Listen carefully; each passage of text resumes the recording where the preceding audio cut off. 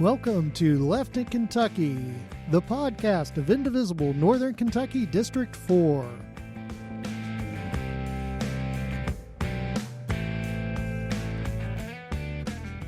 Ho, ho, ho! Merry Christmas! Welcome back to Left in Kentucky here, and we are enjoying our Christmas holidays this year as everybody's trying desperately not to laugh. So welcome back. And we have an exciting Christmas special for you. We're going to be talking about what we have coming up in 2020. There's a couple of races that you may or may not have heard about in the state of Kentucky. You know, you may not have heard about the Mitch McConnell race. There's not been much talk about that, so we're gonna be talking about a few of those things. What rock have you been under? And back with us, we have the lovely and talented Miss Ann Dickerson. Hey, everybody! Happy holidays! She was a little bit busy last year. Maybe if we're lucky, she'll tell us one of her wonderful war stories from working out in the field. And also with us, we have the also lovely and talented Miss Amy Ferguson. Hello, everyone. Ho, ho, ho. And she was also a little busy last year with running for Boone County clerk. So that kept her busy between that and the farm, as usual. Yes. I'm less busy now. And that's a good thing. It is. But as usual, we're going to start off with our cow patties. Meow. Our lovely cow patties.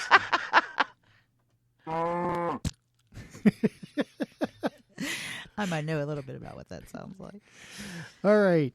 Amy, why don't you start off? Who has your cow patty this time? All right. So the proud winner of my cow patty is Mitch McConnell. He likes to call the Democrats the do-nothing Democrats. But he hasn't let a Senate vote on hundreds of bills passed by the House go. So for his hypocrisy and his pride in the title of the Grim Reaper, I give my cow patty to Moscow Mitch McConnell. Well deserved. Yeah, that's almost a daily drip for him. Oh, there's a pleasant image. Thanks for that. All right, Ann, who do you have? Senator Rand Paul. His rich man's solution to student loan debt has to be one of the most batshit crazy things.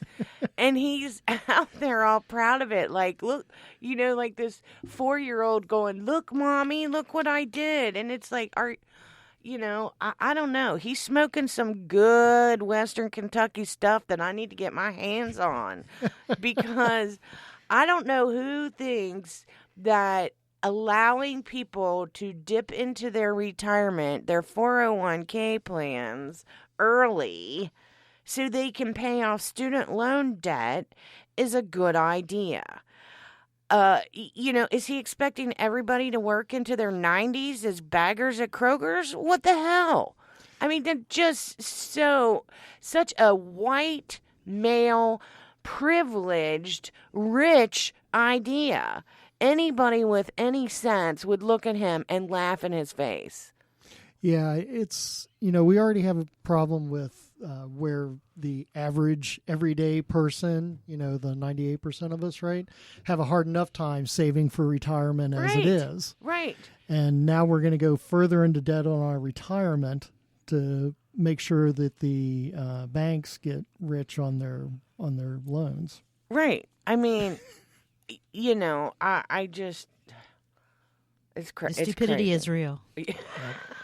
Well, that seems like a well-deserved cow patty. And my cow patty for this time goes to one of our cattle that is leaving the ranch. Good riddance. Matt Bevan.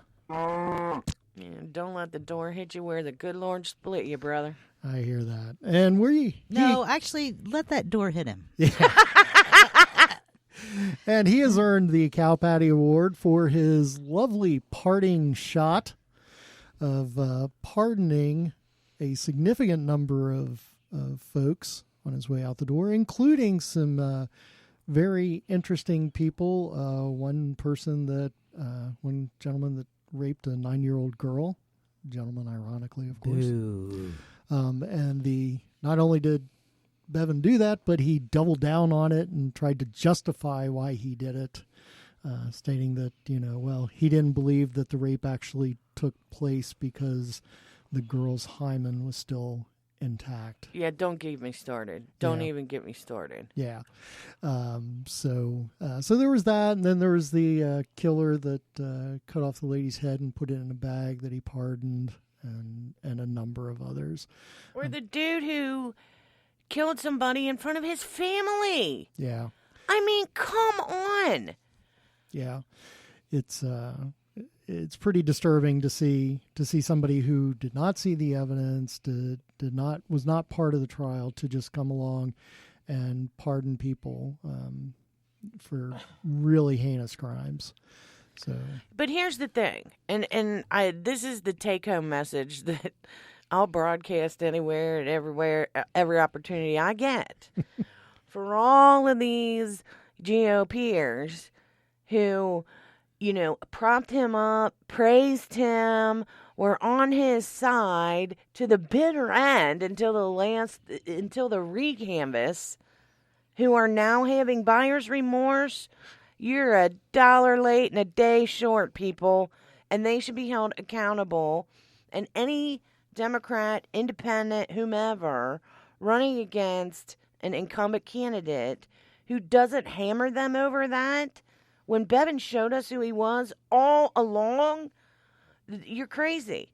Yeah. If I was running a campaign, I'll tell you right now, that's what I'd be doing. I would hammer them left and right. Oh, so you're okay with him accusing, teachers of allowing kids to be molested, of trying drugs for the first time because they were exercising their right to protest down in Frankfurt. That was fine with you. That wasn't a step too far, among the many, many, many, many, many other things he did over the course of 4 years. But he finally steps over the line as he's walking out the door. Get out of here. Yeah, I think that's a cross they all deserve to be nailed to. Yeah, I'm with you. I'm really hoping we see in the state races coming up this year a lot of people holding the folks to task who were in lockstep with Bevan right up till the very end, and not letting them just slide by on that. Absolutely. So, and there's going to be more. There's going to be more that continues to come out, like this latest bombshell where newly elected Governor Beshear released the actuarial analysis of the 2017 proposed pension bill that they refused to release. It was sitting there all along. And who was sitting on it? It wasn't just Bevan. You got people like Damon Thayer, Adam Koenig, John Schickel, and all these other people who knew what was going on, and they're just gonna bat their eyes and claim innocence? No. You don't get to play this game now. Yep, I agree. So congratulations, Matt. And thank you to everyone that went out and voted for Andy. It's because of you that we do not have to deal with 4 more years of that bullshit. Amen. For our second segment, we will be talking about some of the positive news stories. It's Christmas. Kind of want to keep it up now and a little positive. So we got several positive things that have happened recently. And one of the things I want to talk about, I'll start it off here, is our new leadership in the House. For the first time in Kentucky history, we have a woman that's the leader of the legislative caucus, Joni Jenkins. Yay! Minority leader. Minority whip is also a woman, Representative Angie Hatton from District 94. Yay! And then returning as the I think it's legislative caucus. Anyway, I forget exactly what his title is, but it's Derek Graham, who was the first African American to serve as a House Democratic leader. So we have a 3-person leadership team that's full of firsts. Very exciting. Woohoo! Very exciting for Kentucky. You know, the former leader of minority leader was Rocky Adkins, who was named to Bashir's cabinet, and so that's why he has moved on in the new election. So congratulations to Joni and Angie and Derek, and we look forward to the great things they'll be doing coming up in the next General Assembly, which starts in just a couple of weeks on January 7th. And before we move on to our next piece of good news, I'll let you know that in 2 weeks we will have our next podcast, and we will be doing a preview of the 2020 legislative session and kind of going over bills that have been pre-filed that you might want to keep an eye on and things to keep your eye on in the legislative session. So that'll be coming up in 2 weeks in our next podcast. What other positive news we got out there, Amy? Well, our new Governor Andy Bashir, signed an executive order that restored voting rights to more than 140,000 nonviolent felons who had served their sentence. He believes in the law and in redemption. This was a move that was long overdue, I would say. So good job, Governor Bashir. Also, he eliminated that horrible work requirement that Bevin added to the Medicaid that really hurt a lot of people. So we're glad to see that gone. So that's some good stuff that our governor coming out of the governor's mansion. Yeah, I think one of the interesting things right about that work requirement was that seasonal workers who do things during one season, they might work a whole bunch during that one season, but then the rest of the year they're not doing that seasonal work, yet they would still have that requirement. And so it was pretty onerous to put that on folks. And then you have a lot of people who just aren't able to do work, and that's one of the reasons that they're in that situation and need the help. So it was really good to see that go, and the restoring the voting rights of the felons who've completed their terms. That's huge. That's an issue that I'm very passionate about, criminal justice reform in general. Yes. And I think that was a really big step. I'm glad to see Governor Bashir fulfilling some of the promises he made on the campaign trail. Well, yeah. I mean, in his first 10 days, every day it was like, put-cha-ching, put-cha-ching, put-cha-ching. And it was just like, promised, promised, promised, promised. And now it's delivered, delivered, delivered. I mean, it's crazy. I love it. I love, the positivity, since we're on our positive track here for Christmas. Yeah.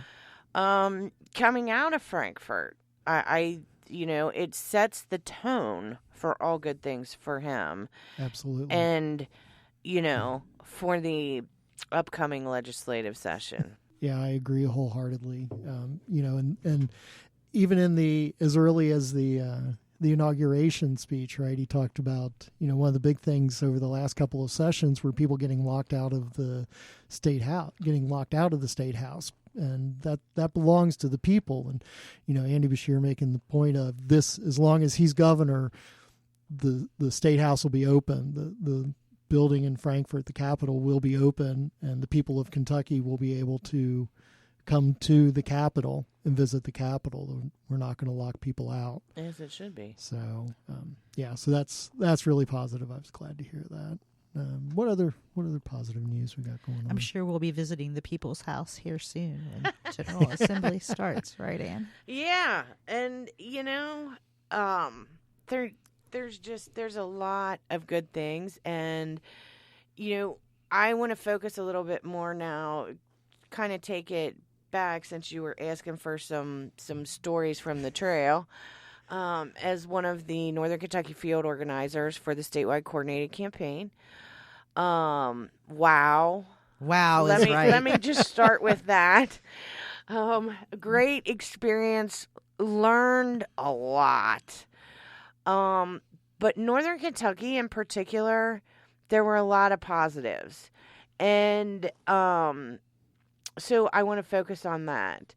The big three, as we like to call them, Kenton, Boone, and Campbell counties, had some of the top swings in the state in that governor's race from Republican to Democrat. And in fact, here where we're sitting at this moment in Boone County had the biggest swing in the entire state.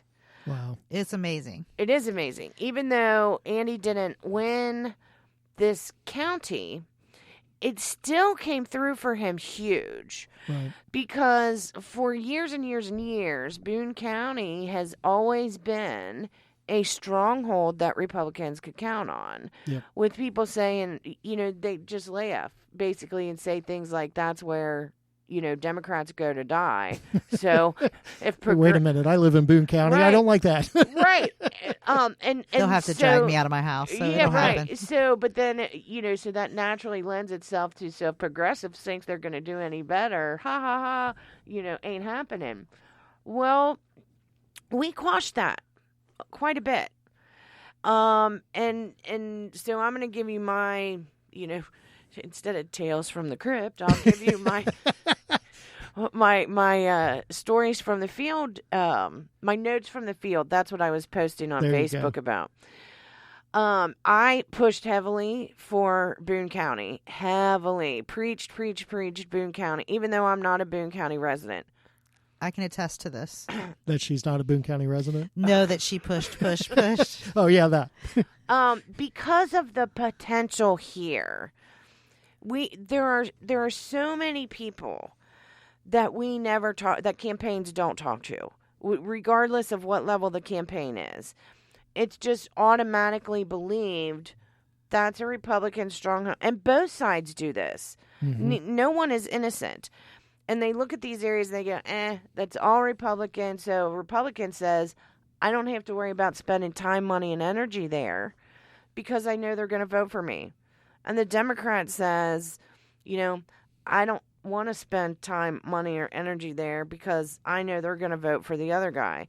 Meanwhile, you got people that you're leaving out of the process, that you're leaving out of the discussion. Yep. If there's one thing that I learned above and beyond everything else, it's that people are open to the conversation. And if they weren't, we wouldn't have seen the results that we did. Mm-hmm. That's a fact. That's just a fact. Registered Republicans outnumber registered Democrats in Boone County by 24,000. That's huge. Wow. That's several other Kentucky counties combined. Right. It is daunting. Trust me. I know. Yes. So but never should we just walk away from any area and say, I'm not going to worry about that. Right. Those people deserve to be talked to. And I can't tell you how many conversations I had with people where, they were lifelong Republicans who voted for Andy Beshear. Yeah. And it's because somebody took the time to knock on their door and have a conversation with them. I would see, this is so funny, I would see mailers, like, in the bushes, and you knew they'd been there a while because they're all, like, weathered after rain and stuff like that. And what's so funny is it wasn't one side or the other. It was both. I mean, it didn't matter if I was at a Democrat's door, a Republican's door, an Independent's door, and I didn't know before I walked up to the door who it was, where you would see, just off to both sides, maybe behind a hedgerow of bushes, you would see material from both. Right. People are tired of that. So, here's my warning to Republicans. You want to continue to run these, tens of thousands, hundreds of thousands, multi-million-dollar campaigns and spend all this money on all these mailers, the clock is ticking and it's going to turn on you. And I saw that. I saw that with the conversations I had. Mm-hmm. You know, where I looked people in the face. Oh, I'm the this supporter, that supporter. And I would look them in the face and say, name one thing, that person has done for you. Mm-hmm. What have they done? What did they vote for? What policy did they change? What did they bring to the table that helped you, someone in your family, someone that you love or care about? And when they stare off into space, and I would stop, I would just let it hang there. Yep. Until they came back with an answer. And very, very, very few could. Yep. You know, that's part of what I believe in as well as, you know, I'm a registered Democrat. Mm-hmm. However, you know, I'm open to the conversation with anybody, anywhere, at any time that's willing to engage with me. Right. Without it devolving into some, you know, name-calling, horrible thing. It Right. doesn't have to be that way. But my favorite story that I've told and that people like the best, I was talking with a gentleman who, you know, told me that he was a registered Democrat while I was talking to him, but he looked at me and goes, I dare you to go knock on that guy's door. It was his next-door neighbor. Big, huge Trump 2020 flag wow. at the top of the flagpole. And this was literally one of the biggest flagpoles I've ever seen. Oh, my goodness. I'm like looking up. That's a you big know, flag. Kind of like the, but kind of like the Jack and the Beanstalk deal where you're looking and you're like, can my neck turn that far? I mean, it was huge. And so here, the guy was on my list. And I looked at the gentleman I was speaking with and I said, challenge accepted. And he just laughed. He thought it was so funny. So I go and I knock on the door and I introduce myself and say who I am and who I'm there with. And he says, now he was generally a really nice guy. And he says, oh, sweetheart, you're at the wrong door. And I said, I am. Why is that? He pointed to his flagpole. Well, That's a flag. Yeah. Well, I'm a big Trump supporter. And I looked at him, I said, that's fine. I said, I'm not here to talk to you about anything on the federal level. I want to talk about Kentucky. I want to talk about what's going on in Kentucky. I want to go talk about the direction of Kentucky and what's going on here. And he looked at me and he said, you know, I typically just vote straight Republican. And I said, you do? I said, so all anybody has to do is put an R behind their name? They don't have to speak to your issues or your concerns about anything? And that stopped him in his tracks. You know, it was clear that he had never had anybody kind of challenge him on that. Right. In truth, I would do the same thing to a Democrat. Right. Whoever these candidates are, regardless of party, needs to speak to your issues. What's important to you? And if they can't give you an answer, or if they waffle and hem and haw back and forth, they ain't ready for prime time, and they're not getting my vote. Yeah. And we have several candidates out there right now on both sides who currently are doing this. They got a long way to go to earn my vote. But long story short, you know, I had a really nice conversation with this guy. And then his wife came over. And his wife was speaking with us. By the time I left that door, they were both voting for Andy Bashir. Wow. You know, that's what you do. Yeah. You talk to people. You treat them with respect like human beings, and you leave no door untouched. Yep. You know, Petersburg. When's the last time a candidate ever went down to Petersburg? What are we just? Right. That place doesn't exist. They just get mailers. Yep. Come on. I don't care who you are. I don't care what office you're running for. If you don't have a significant field strategy as part of your campaign, just stop, because you're not going to win. Yep. You know, I will agree. take a robust, active, strategic field plan over anything else any day of the week. Yep. And that doesn't mean that I agree 100% with the way it was done either. Right.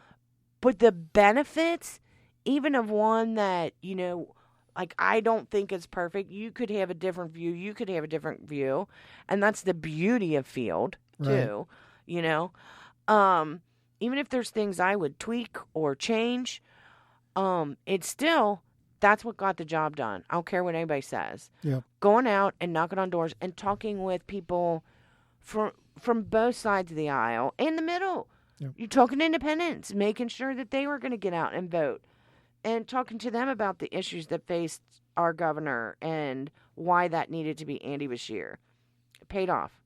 Yeah, when a couple years ago, when I was first considering running for state representative, I was talking to Dennis Keene and kind of asking for his advice and what he thought and whatnot. And as we were talking about that, Dennis was in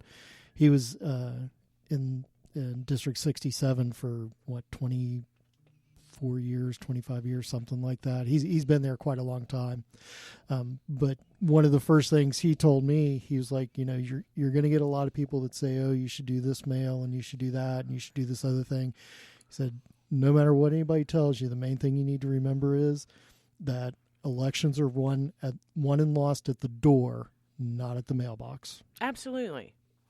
So all politics is personal. All politics is personal. It's won and lost at the door, not at the mailbox. Absolutely. And the reason for that is this. When you go and you talk to people and you have these conversations, people start to form an opinion based on your conversations with them. And so then 2 days or 2 weeks or whatever later, they get this, I'm just going to say it, obscene mailer from the opposition that's spouting all this crazy stuff. It's very hard for somebody who has talked with a representative of the campaign in person about the issues that are important to them to then rationalize that in their mind with what they're seeing on this flyer. Yep. And their gut and their mind, just because of how we're hardwired as human beings, is going to go with that personal experience over a flyer. Absolutely. Any day of the week. I agree. So good stuff. Definitely good things going on in the Commonwealth now. Thank you for your service. Let me tell you, in a lot of ways, it did feel like a war, but I would never put me on that level. Yeah. There's other ways to serve the public. I know you. I know you worked through some really blistering hot days. Oh my God. Let me tell you. I mean, oh, the stories we could tell if it was a different thing. Yeah. I got to the point where I was keeping, I actually had a cooler in my car, and I would keep water in that so that I always had a cold drink. I didn't have to go anywhere. And I also kept in baggies washcloths that I had wet. Yep. Then I put it inside the plastic bag and then put that down into the ice water so that when I needed it, I'd pull it out and wipe my forehead and lay it on the back of my neck and just blast the air conditioner in my car for whenever I needed a break when I felt like, ooh, I'm getting a little woozy, Excellent. But, So if you're out there listening and you're trying to figure out how to get involved, find a campaign and volunteer to canvass. If you just absolutely can't walk, can't canvass, you can also volunteer to make phone calls because phone calls are useful as well. But campaigns need help. There's plenty of campaigns out there, a couple here in Northern Kentucky, several throughout District 4 and throughout the state, both local and statewide. And, of course, there's a couple things going on federal that we'll be getting into in the next couple of months. And for those people who can't, just truly can't, one thing that I think is going to play a key role coming up in 2020 is drivers. Because people aren't used to the territory. Right. Let's face it. There are certain streets that are not walkable, canvassable streets. They're 2 lanes with no sidewalks, and so you basically have to driveway to driveway to try to hit these people. So again, here's another thing. We're leaving votes on the table by not strategizing how to hit these areas because they're too long, too significant, and too big to leave out continuously year after year after year. Yep. So the SMART campaigns will have a field program that includes the need for volunteer drivers, people who want to be involved, who want to do something and are willing to do this, where it would look something like a bulk drop-off, hit one of these areas, drop off, 2 people in one spot, and drive a little ways, drop off 2 people in another spot, and then, organize it so that you're meeting up with them after they hit so much area, and that driver is looping around and helping out that way by, giving them a ride to the next set, or providing them with a cool drink or a moment to jump in the car and take a breather. Yep. And, that's a great point. That is really a great point, because when you're out there on those hot days, even just a few minutes in the car with the air conditioning running because it's been running because somebody is dedicated to driving is a huge difference than hopping back in your car and it's been sitting there for the hour while you've been out walking and it's hot, hotter than it is outside. Right. And now you're sitting there praying for it to cool down. Well, and it's not just, it's not just the heat. We faced... I don't know how many days of being out there in the rain, Yep. when you show up with this much, I know people can't see me right now, but I'm trying, this much of your face showing because you got your poncho on and you're trying to keep your materials dry underneath your poncho. I don't know how people, I still have not figured this out, how anybody goes out and canvases and they take a selfie with, and they're holding an umbrella. I'm like, how in the hell did you do that? Because I got stuff in my hands. Yeah. Get one of those umbrella hats. That I know. I almost looked for one of those because I was like, dang, Christmas present opportunity missed. I need my hands free when I'm canvassing for the stuff that I'm carrying. Anyway, there you go. If you're looking for last minute presents for your fellow canvassers, get the umbrella hats. Yeah, we need to talk to KDP and say, hey, here's what you guys really need to put in the store. Yeah. Along with your Moscow Mitch merchandise, put in some Democratic umbrella hats. There you go. That's awesome. All right. So good stuff going on in the state. We're very, very happy about that. We look forward to more good stuff coming up in 2020. So looking forward into our crystal ball here, we have some things coming up in the near future. For the podcast, we will be running these every 2 weeks. So you can look for our first one right at the beginning of January, the first full week of January. We'll have our next podcast, and that one we'll be talking about the General Assembly, the 2020 General Assembly in Kentucky, and kind of what to expect. We'll be covering that. First date of the General Assembly is the 7th of January, Tuesday, January 7th. That is the first date of 2020 General Assembly, and this is a budget year. So this is the long session where they do the budget. Yeah. They go 3 months instead of 2. Ooh. Yeah. So it runs through, the main part runs through the 26th of March. March 31st is reserved.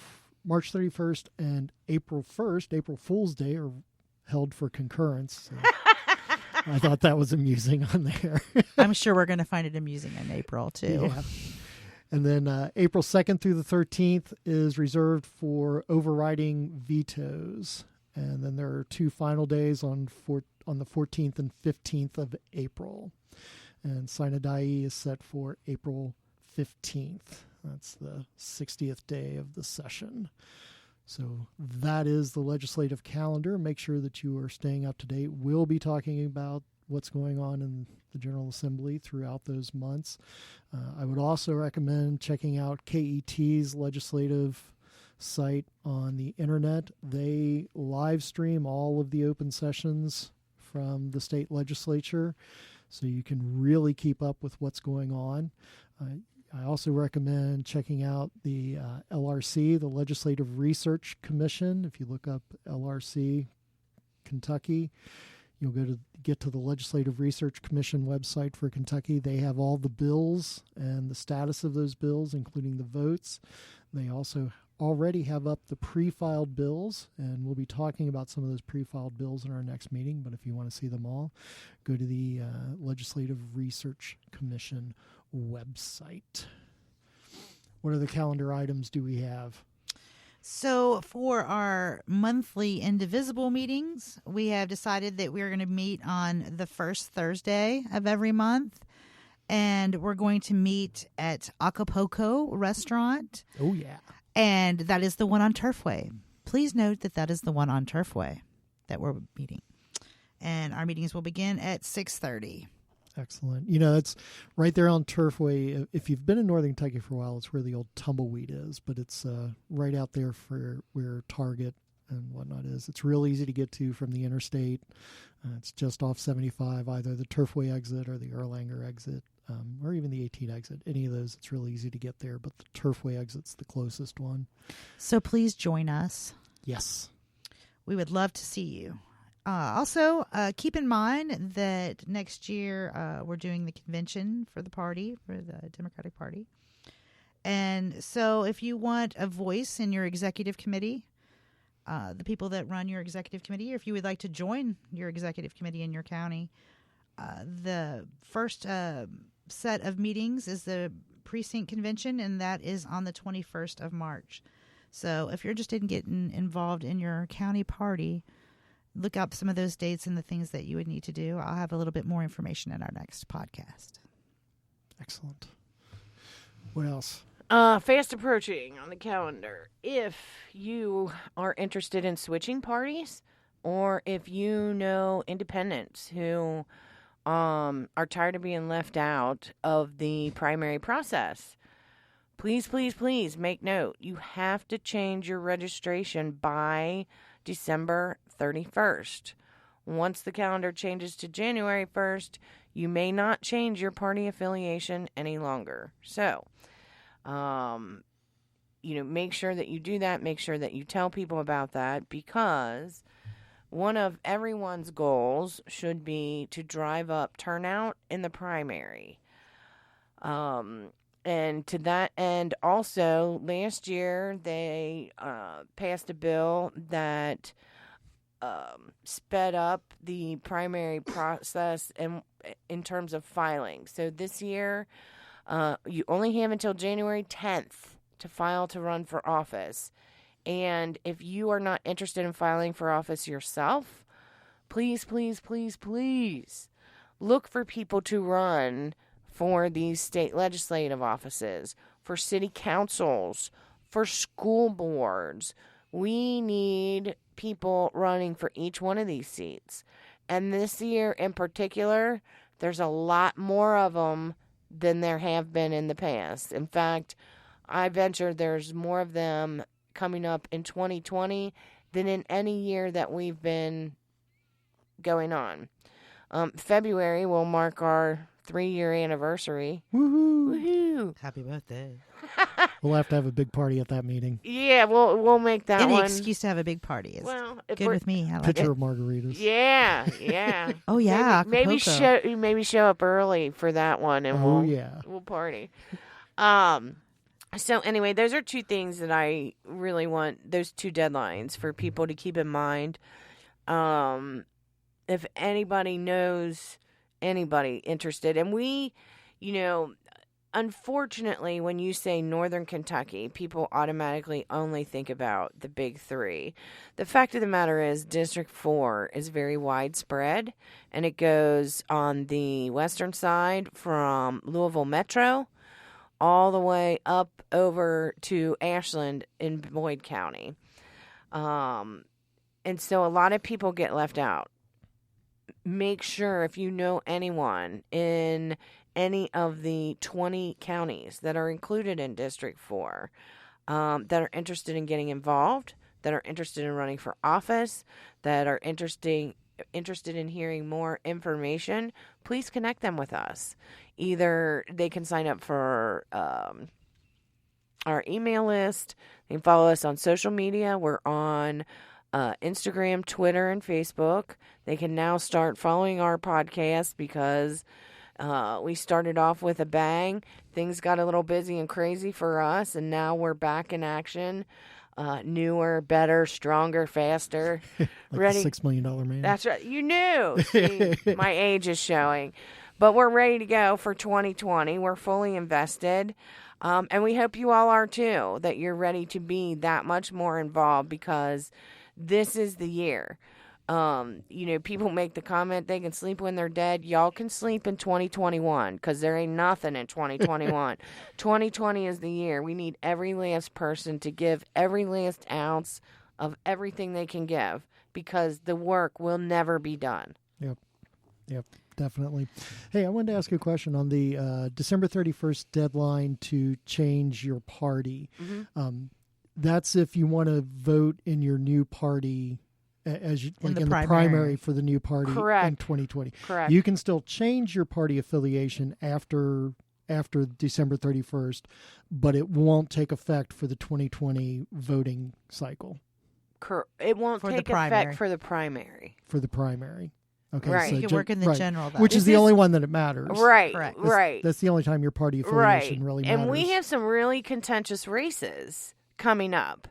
So more than any other time that I can remember, this year, the primary, I'm going to be preaching the primary, because we all know what to do in the general. Yep. But if you want your voice heard, if you strongly believe in one candidate over another, and you want to make sure that person is who we send through to the general, to the big dance, use the basketball terminology, maybe people relate a little better. We have to have as much of an increase in turnout during the primary this year as we did during the general last year. Yep. That's my challenge to Kentucky, especially Northern Kentucky. Yep. Drive up primary turnout. And just so you're aware, for the Senate seat that's up in 2020, I think there's 4 or 5 Democrats. There are 9 Democrats running for that seat. Now, are they all viable? Probably not. And some of them may make a decision by January 10th, the filing deadline, not to run. Mm-hmm. So we need to probably give it until then to really settle. However, there are, for my personal, I'll make this personal, not a thing. For my personal preferences, there are at least 4 candidates that I think or are worthy of really putting some time into learning about. Mm-hmm. There are definitely some progressives out there. There are Democrats out there who are not afraid to be Democrats. So, let's make sure that we don't allow one voice or another to suck all the oxygen out of the room. Make sure you're doing your due diligence as a concerned citizen and an educated voter, and let's start looking at these people. Yeah, so you're definitely going to have a choice of people to vote for in the primary. Also, in the congressional seat that's up, there'll be we believe there's going to be multiple Democratic candidates running for that as well in the primary. So those are 2 big races that you'll definitely, if you're registered as a Democrat, you'll be choosing who will be helping choose who is the candidate that represents the Democratic Party. And I believe there's multiple candidates on the Republican side as well. So if you're a Republican, you will also be choosing multiple candidates. I know that in the Senate there's a couple who have already registered. Right. I think there's 3 right now running against Thomas Massey. Yeah. On the Democratic side. Yeah. On the Republican side, I think it still remains to be seen whether or not he's going to get that challenge from his own party in the primary. Kim Moser has thrown it out there. Yeah, I heard that. And she was public about it. I mean, there were articles in the paper, so it's not like it's a state secret. Right. The question is, here's the thing. She's now put it out there, so is she going to follow through? Is she going to put up or shut up? And it's a great talking point for any and every other candidate in the race. Obviously, there's a lack of confidence in Mr. Massey. Yep. So, alrighty, so that's what we got coming up here in the next couple of months. Some exciting stuff, lots of stuff to talk about. So if you have suggestions, topics that you'd like to see us cover, or guests that you'd like us to try to get on, we will be having some guests on our podcast in the future. Please drop us a line on our Facebook page or send an email to us and let us know who you'd like to see or what topics you'd like us to discuss, and we will certainly take those into account. But with that being said, it looks like we're about at the end of our time here. So once again, Merry Christmas to you. Happy holidays. happy holidays, everybody. Don't overconsume anything out there, guys. Come on. Be Yep. safe. Drink responsibly, party responsibly, Eat responsibly. eat responsibly. Happy Hanukkah, Merry Kwanzaa. If I missed anything. Festivus, It's the Yule. Merry Festivus, the Yule. So that will do it for this week. You guys have a good time. We'll see you in a couple of weeks for our next episode.